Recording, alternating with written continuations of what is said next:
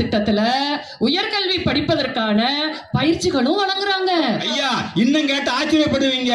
ஏழை குழந்தைகள், அரசு பள்ளியில படிக்கக்கூடிய ஏழை குழந்தைகள் மருத்துவ கல்வி பயில்வதற்காக 7.5% இடஒதுக்கீடு, மருத்துவ கல்வியில் இடஒதுக்கீடு, பொறியியல் கல்லூரி இடஒதுக்கீடு, இந்த மாதிரி நிறைய திட்டங்கள் நம்ம அரசாங்கம் செஞ்சுட்டு இருக்காங்க. மருத்துவ கல்லூரியில, பொறியியல் கல்லூரியில மாவட்ட கலெக்டரா படிக்கிறதுக்கு பயிற்சி எல்லாம் குடிக்கிறாங்க. ஜேஇ, நீட்டு, கிளாட்டு, அத்தனை பயிற்சி கொடுக்கறாங்க. ஐயா ஐயா குப்புசாமி, இன்னும் இருக்கு முத்தாய்ப்பான விஷயம் கேளுங்க.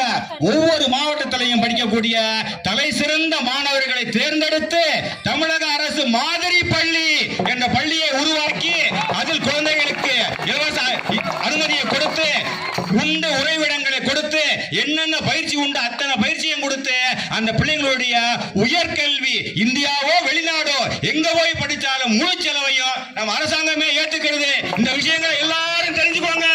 படிப்பு மட்டும் இல்லாம கலை திருவிழா நடத்தி பாடலாம், ஆடலாம், நடிக்கலாம்.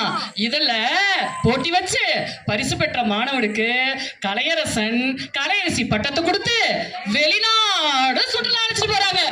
வாத்தியாரம்மா, இவ்வளவுலாம் இருக்குன்னு எனக்கு தெரியவே செய்யாது வாத்தியாரம்மா. இன்னும் சொல்றேன், அறிவு கண்ணை திறந்துட்டிய.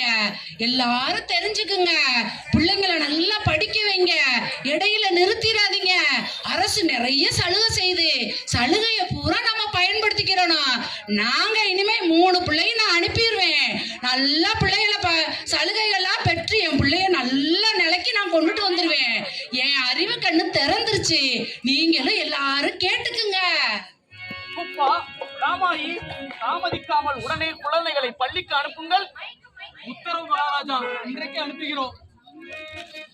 பள்ளிக்கு நீங்கள் வாருங்கள், பள்ளிக்கு நீங்கள் வாருங்கள், பாடங்களையும் படியுங்கள்,